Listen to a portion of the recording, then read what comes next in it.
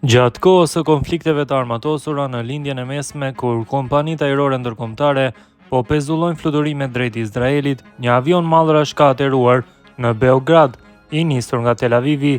Avioni ka zbritur në aeroportin Nikola Tesla të Beogradit me 23 qershor në orat e vona të mbrëmjes. Ai e ka lënë Serbinë të nesërmen më 24 qershor duke fluturuar drejt një aeroporti ushtarak e Izraelit pranë qytetit Beersheva, në jug të vendit.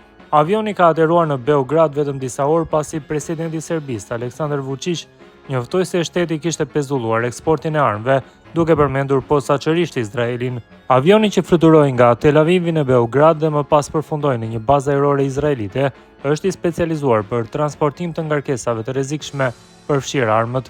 Autoritetet përkatëse në Serbi nuk kanë dhënë asnjë koment apo sqarim për këtë fluturim. Pamjet e ekranit nga faqja Flight Radar 24 ku shihet itinerari i avionit të mallrave me shenjën e regjistrimit 4X ICK nga Beogradi drejt Beershevës në jug të Izraelit më 24 qershor 2025 kanë pushtuar jetin. Ministrit përkatëse ajo e mbrojtjes dhe punëve të jashtme dhe ajo e tregtisë nuk janë përgjigjur pyetjeve të Radio Evropa e Lirë deri në momentin e publikimit të këtij teksti. As kompania ajrore izraelite Challenge Airlines, pronare e avionit për mallra, nuk u është përgjigjur pyetjeve të relit. Presidenti i Serbisë Aleksandar Vučić ka refuzuar po ashtu të përgjigjet gazetarëve për fluturimet e dyshimta të regjistruara midis 23 dhe 24 qershorit. Nuk më shkon ndërmend të them se çfarë ka fluturuar dhe çfarë ka ateruar, deklaroi ai për mediat. Ky është rasti 8 brenda 8 muajve të fundit që i njëjti avion transportues udhëton në linjën Izrael-Serbi-Izrael, sipas të dhënave nga faqja e specializuar për ndjekjen e trafikut ajror Flight Radar të analizuara nga REL. Destinacioni i këtij avioni nga Beogradi ka qenë gjithmonë i njëjtë. Ai ka ateruar në bazën ajrore ushtarake Nevatim pranë Beershevës.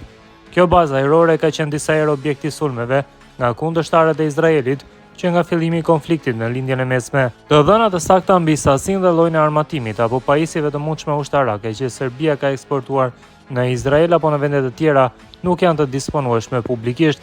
Lejet për eksportin e armëve jepen nga Ministria për tregtinë e brendshme dhe të jashtme. Megjithatë, kjo ministri prej vitesh nuk ka publikuar në faqen e saj raportet vjetore mbi lejet e dhëna për eksportet e armatimit. Në përgjigjen e dhënë për REL-in, autoritetet e aeroportit të Beogradit nuk kanë treguar se çfarë ka transportuar avioni në fluturimin Tel Aviv-Beograd-Beershev. Kompania Belgrade Airport, që menaxhon aeroportin Nikola Tesla, tha për REL-in se shërbimet e saj ishin të njoftuara me kohë për uljen dhe ngritjen e avionit sipas orarit të parapar. Sipas tyre, detyra e kompanisë është vetëm të sigurojë shfrytëzimin e infrastrukturës së aeroportit për të gjitha palët e interesuara në kushte të barabarta, në përputhje me rregulloret vendore dhe ato ndërkombëtare për transportin e udhëtarëve dhe të mallrave. Megjithatë, ata nuk dhanë sqarime mbi qëllimin e këtij fluturimi. Të gjitha informacionet shtesë mund t'i kërkoni nga kompanitë që kanë angazhuar linjën ajrore për nevojat e tyre, si dhe nga institucionet përkatëse që lëshojnë lejen për kryerjen e fluturimeve të rregullta ose të linjave të përkohshme, thuhet në përgjigje.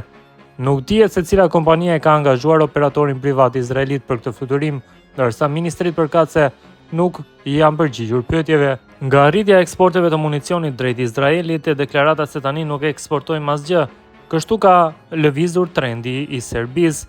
Vetëm disa ditë para se Izraeli të sulmonte Iranin më 13 qershor, presidenti i Serbisë Aleksandar Vučić foli për lidhje të thelluara mbrojtëse ndërmjet Serbisë dhe Izraelit.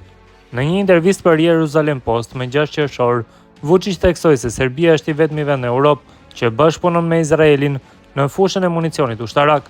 Ai deklaroi gjithashtu se dërgesat e armatimit janë përshpejtuar që nga tetori i vitit 2023, periudhë kur Izraeli u sulmua nga Hamasi, organizat palestineze dhe që Shtetet e Bashkuara dhe Bashkimi Evropian e konsiderojnë si terroriste.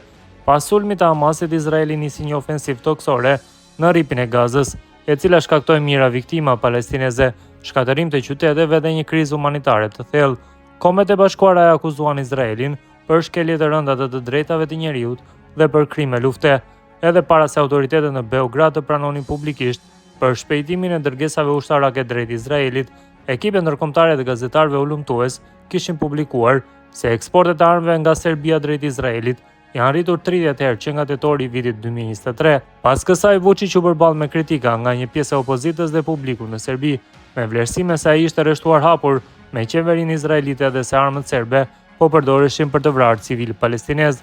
10 ditë pas sulmit izraelit mbi Iranin, gazetarët e pyetën sërish presidentin Aleksandar Vučić nëse Serbia ka zgjedhur atë anë në konfliktin duke eksportuar armë në Izrael. Më 23 qershor Vučić u përgjigj duke thënë tani ne nuk eksportojmë asgjë.